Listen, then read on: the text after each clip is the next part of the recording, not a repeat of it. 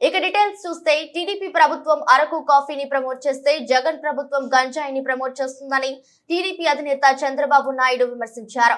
జగన్ దోచేది ఎక్కువ, జనాలకు ఇచ్చేది తక్కువ అని చంద్రబాబు మండిపడ్డారు. శనివారం అరకులో రా కదలిరా పేరిట నిర్వహించిన బహిరంగ సభలో ఆయన మాట్లాడుతూ గిరిజనుల పోట్టుకొట్టే ప్రభుత్వం వైకాపాని నమ్మించి గొంతు కోసిన వ్యక్తి జగన్ అని, గిరిజన ప్రాంతాల్లో ఉద్యోగులు స్థానికులకే ఇవ్వాలని సంకల్పించామని, నేను గతంలో ఇచ్చిన జీవో నెంబర్ 3ని ఎందుకు రద్దు చేశారో వైసీపీ నాయకులు చెప్పాలన్నారు. సీఎం జగన్ సామాజిక న్యాయం చేస్తున్నామని గొప్పలు చెబుతున్నారని, జీవో నెంబర్ 3 రద్దు చేయడం సామాజిక న్యాయమా అంటూ ప్రశ్నించారు.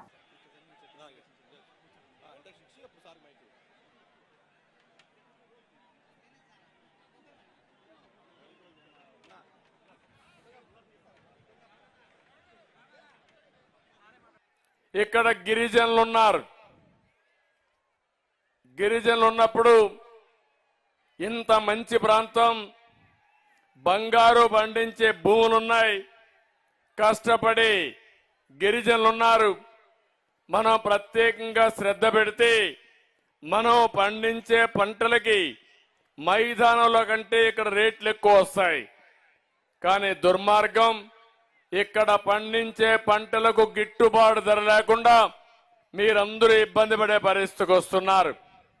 అందుకే మీరు ఒక్కసారి ఆలోచిస్తే అరకు కాఫీ పేరు కూడా నేనే పెట్టాను. అరకు కాఫీ అనే పేరు నేనే పెట్టాను.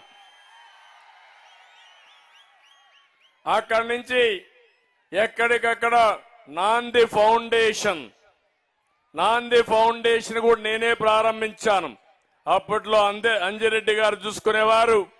ఆ తర్వాత ఈరోజు ఆనంద మహేంద్ర అండ్ కంపెనీ CEO ఆయన చూస్తున్నాడు.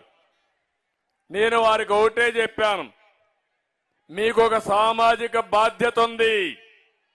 మా అరకు కాఫీని ప్రపంచానికి పరిచయం చేయండి.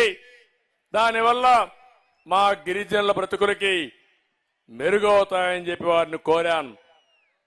అందుకనే ఈరోజు మీరు ప్యారిస్కి పోతే ఇండియా నుంచి పెద్దగా ఉండవు గాని బ్రాండ్లు, మన అరకు కాఫీ ప్యారిస్ లో కూడా బ్రహ్మాండంగా ఉందంటే అది తెలుగుదేశం పార్టీ చూపించిన చొరవ. ఎన్నో కాఫీలున్నా అరకు కాఫీకి ప్రత్యేకత ఉంది. టేస్ట్ లో గాని అందులో ఉండే మంచి కాఫీ ఇచ్చే గుణాలు ఇక్కడ ఉన్నాయి. ఈవెన్ దావోస్ లో అరకుని మనం ప్రమోట్ చేశాం.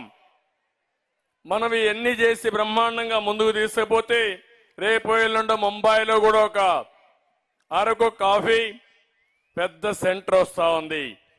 నాకు ఏమాత్రం అనుమానం లేదు, భవిష్యత్తులో అరకు కాఫీని ప్రపంచం మొత్తం తీసుకుపోయే బాధ్యత తెలుగుదేశం పార్టీ తీసుకుంటామని మీ అందరికి విజ్ఞప్తి చేస్తున్నా. నేను అడుగుతున్నా, మనం అరకు కాఫీని ప్రమోట్ చేస్తే ఈరోజు వైసీపీ గవర్నమెంట్ గంజాయిని ప్రమోట్ చేస్తా ఉంది. నేను ఇక్కడుండే రైతాంగాన్ని తప్పు పట్టడం లేదు. ఎప్పుడైనా సరే రైతులకు పంటకు గిట్టుబాటు ధరిస్తే రైతులు ఏ పంట ఏమన్నా వేస్తారు. కానీ గిట్టుబాటు ధర లేకుండా ఇబ్బందులు ఎక్కువ వచ్చి గిరిజనులు కొంతమంది